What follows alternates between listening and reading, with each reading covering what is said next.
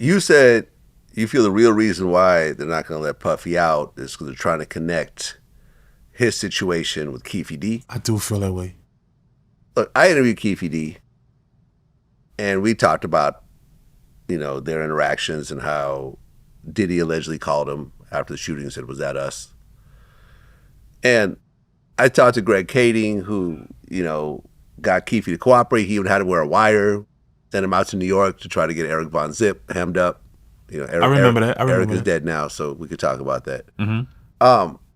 But I think it's going to be impossible to connect Diddy and the Tupac murder in 2025, 30 years after the fact. Yeah, that's a slim chance, but yet and still, the feds play different type of games.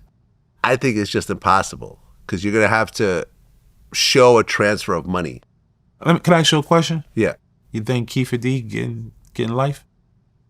And be I don't know if honest. he's getting life, but I think that at his age, which is 61, and he has cancer, I believe, whatever sentence he gets in trial will probably end up getting life. It's a death sentence. You get 10 years, you might not make it through those 10 years. But how do they got proof that he really did it?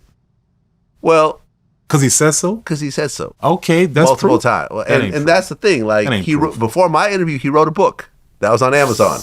That sucks. That details it. My interview was based on his book. Oh, that sucks. Because generally, I don't do these types of interviews. That makes sense. An open case, an open murder, but he wrote a book and he says he has a proffer and he wants to talk about it. So, okay, I'm going to talk about it with you. That makes sense. It's one of the biggest stories ever in hip hop. Okay. That makes sense. If you're going to do all that, then yeah. That makes sense. I'm not going to talk about an open murder if it's just part of an interview. So basically, he sat on his own balls. Yeah, I mean, he wrote a book, then he did 2 Vlad TV interviews, and he did like 2 Art of Dialogue interviews, and he did like 1 or 2 Cam Capone interviews. Mm-hmm. And throughout those interviews, he's giving more and more details and try to get it thrown out. Said that he wasn't even there. They find a hotel booking with his wife's name on that date. Try to say, well, try to get it thrown out because there's a proffer agreement. Las Vegas said there's no Nevada proffer agreement. So, and whatever other proffer agreements, we can't find them. So, case was open. So you're talking about an open murder case, and you've talked yourself. You are the star witness. Yeah, you talked yourself into a jam. Yeah, and now you're getting into fistfights with other inmates in jail. 61 years old. I know that none of us. I'm 51. I hope in 10 years I'm not rolling around with an inmate in a jail somewhere. I don't plan on it. As I await, my potential life in prison sentence. Like, right. I hope that's not me. Fuck in all 10 that. years. Right. I hope to just have. Shout out to my brother Fred, but that's the only time I'm gonna try to kill myself. There's a couple things that I can't live with. I ain't living with catching no life in no jail. I ain't fucking with that. I ain't fucking with no diseases. I ain't fucking with that. And there was another one. Oh, losing a limb. Those 3 things right there. You might as well just put a plug on me, Vlad. I'm not fucking with no life in no prison, no losing no limbs, or catching no diseases. That's just me. Is Diddy getting life? If he goes to court and loses, he will. You're right. Yeah. Yeah, you're right. Because the plea deal is usually better than the sentencing. Is Diddy a bisexual? Yes, I think so. Okay. You would know better than me, though. Pause, but... No, I mean, you saw it, man. You saw. Yeah, he's bisexual. But I think, I think the problem with Diddy is that he drank his own Kool-Aid and started thinking that just normal societal laws don't apply to him. And I've told this story before. I was in a club and I had this fresh Yale jacket from Stalin Dean, and Diddy sent one of his people over to buy the jacket off of me, off my back. Yeah.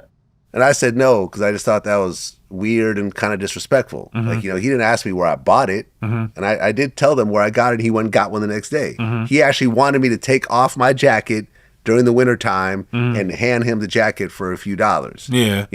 I heard another story where this famous fashion designer that we all know that's worked with Diddy before was at a restaurant, and Diddy walked up to him and said, "This is my table. Can y'all move?" And he said no.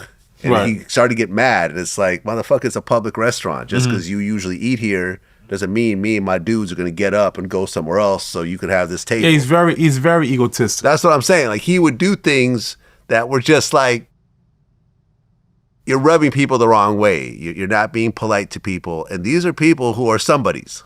Can I say something to you? Yeah. And this is a lesson I learned from my daddy. He said, I don't think there's a such thing as good and bad people no more. Because the bad is the most successful and the good always get the short end of the stick. But he said, I do believe in right and wrong. He said, I think that's the balance in life. Right and wrong. What do you think about that? Well, I actually disagree with your dad. No disrespect, of No, course. I'm taken. I think that generally good people who do good business will do better than those who do bad business. You sure that's not right people that do right business? Because that's the equivalence of what he's trying to say.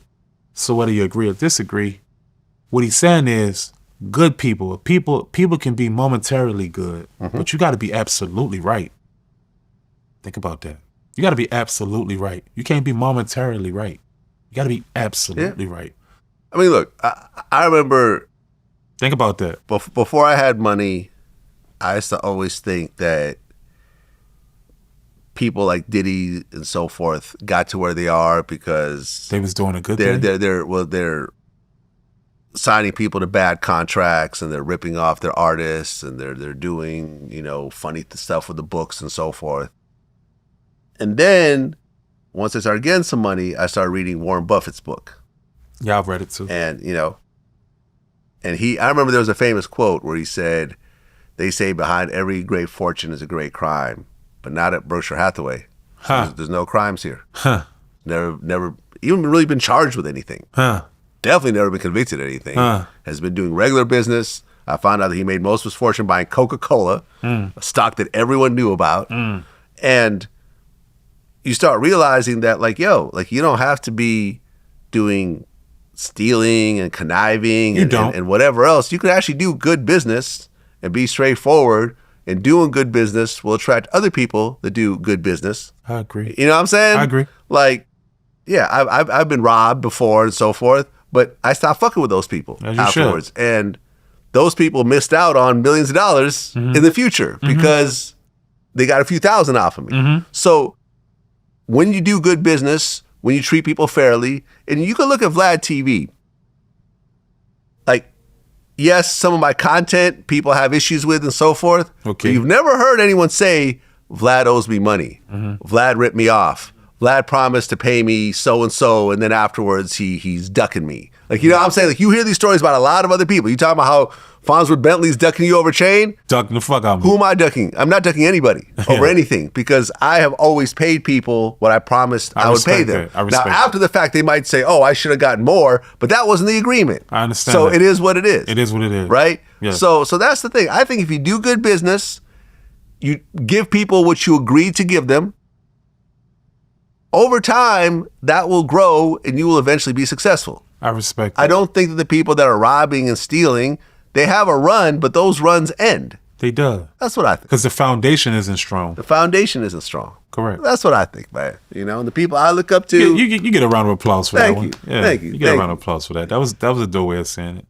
Well, that's what it is, Chopper, man. We finally made it happen. Yes, sir. Out here in LA. Yes, sir. You flew in this morning. Yes, I did. Got straight to it. Yeah, man. Listen, and I said this before, before we started, I watched some of your other interviews, and the one thing that I saw was the growth. It's when you look at Choppa from, 2010 and the craziness and the wildness and even just the way you talk and presented yourself is very different than 2025 Choppa. Yes, it is. Very intelligent, well-spoken, thoughtful in your answers. Thank you. You know what I'm saying? Really, I'm seeing a grown man who's matured and so forth. And, I think you have a very bright future ahead of you. Thank you, Kane. I want to say something, too. And this is something I want to get clear to the world as well.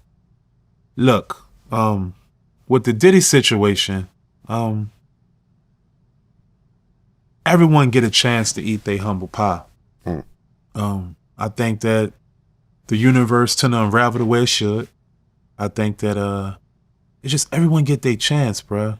There's only a certain amount of time you can keep doing wrong and getting away with it. I'm not saying, and nor am I here bashing him either, you know, because I'm unbiased 100% because I do appreciate him helping me get out the ghetto because he changed my life forever. You know, so I'm always going to be grateful for that. But at the end of the day, I wish the best for him, you know, and because I had to learn how to forgive myself first before I forgave anybody. And even from Q from day 26, forgive yourself.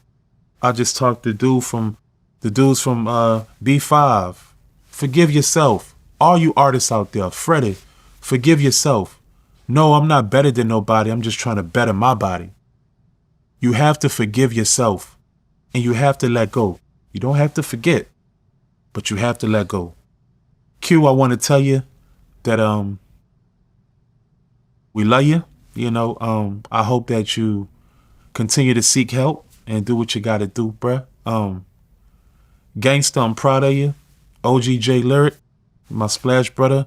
Vlad, thank you so much for allowing me to finally get my just due on here because I felt like I waited a long time to get here. You're a jerk at times, but yet you mean well. Yeah. And I realized from doing this interview right here.